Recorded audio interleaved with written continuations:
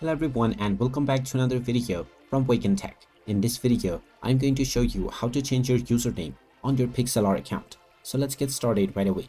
First of all, open up your web browser and then in the address bar type in pixlr.com and press enter. You will now be taken into the official Pixlr website. Now if you haven't logged into your account already, you can click on the sign in button at the top section and proceed forward with your credentials. After logging in, if you wish to change your username, click on your username at the top section, which will now take you into your username profile editor page. From here, you will see your name section. Just click on the edit button at the right side, and now you will be asked to enter your new name. After entering your desired name, click on the update button, and now your username will be updated within your profile right away. And you can come back to this menu as many times as you want in order to change your username in the future.